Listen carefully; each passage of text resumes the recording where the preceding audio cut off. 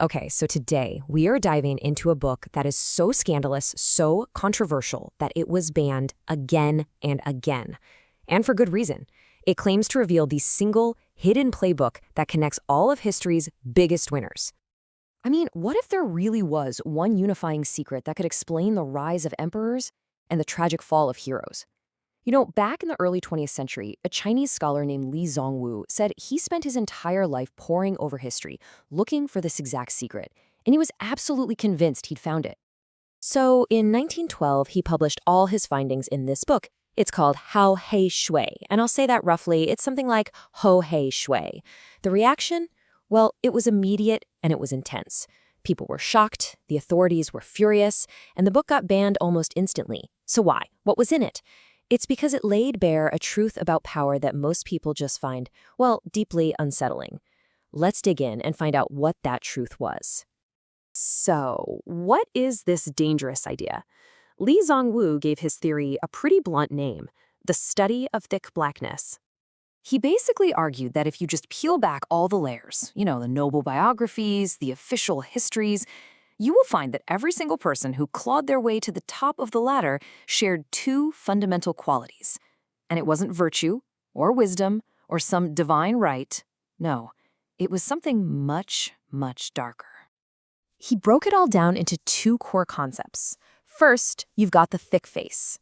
This is the ability to be completely and utterly shameless. It's about enduring any humiliation, shrugging off insults, having the sheer audacity to do whatever it takes to get what you want without a single shred of shame. Then, on the other hand, you have the black heart. This is just absolute ruthlessness. It's the willingness to be decisive without mercy, to toss conventional morality right out the window, and to do things that others would call cruel or just unthinkable, all in the pursuit of power. And here's the kicker. Li Zongwu's whole theory is that you need both. Having just one without the other, well, that's our recipe for failure. And to prove his point, Li Zongwu didn't just sit around philosophizing. No, he used China's most famous historical figures as his case studies, pulling his evidence directly from the bloody pages of the past. So for his perfect example of a black heart, he pointed to the brilliant but absolutely terrifying warlord Cao Cao. I mean, that infamous quote right there really says it all. Cao Cao would get rid of anyone, allies, rivals, even innocent bystanders if he thought they were in his way.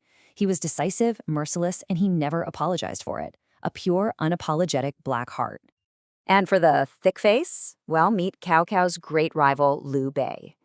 Now, Liu Bei was legendary for his ability to publicly weep and cry to win sympathy and loyalty. It sounds crazy, but it worked.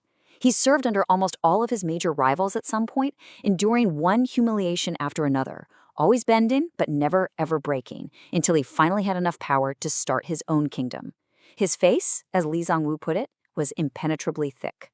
And this table just illustrates the whole theory in action perfectly. Look at Liu Bei, the guy who founded the great Han dynasty. He was a master of both. He could take any insult, endure any humiliation, and then turn around and backstab his closest allies with equal skill. Now compare that to his rival, Shang Yu.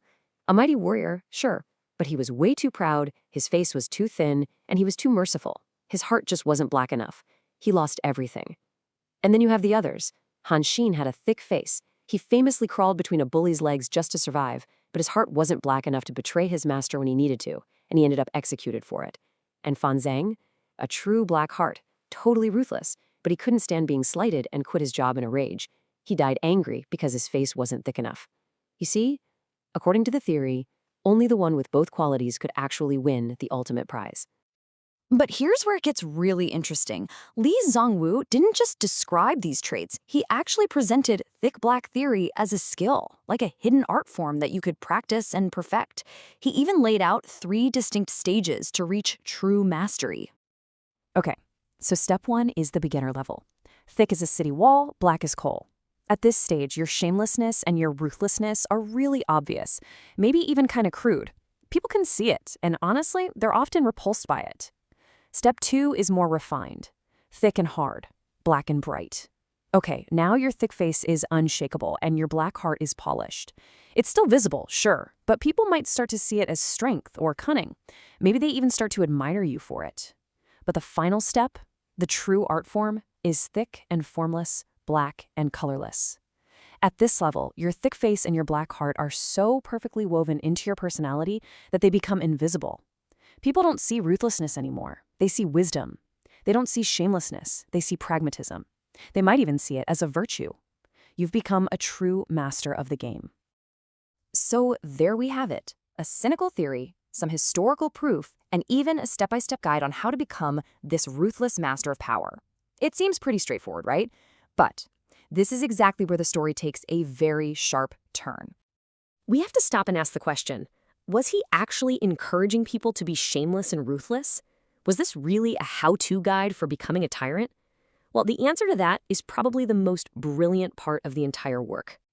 No, absolutely not. This was never a handbook. It was a mirror. You see, Li Zongwu was writing a masterpiece of political satire. His real goal wasn't to teach people how to be evil, but to expose the deep, profound hypocrisy of the powerful people of his time and really throughout all of history, who would preach about morality and virtue while secretly practicing the darkest arts of power.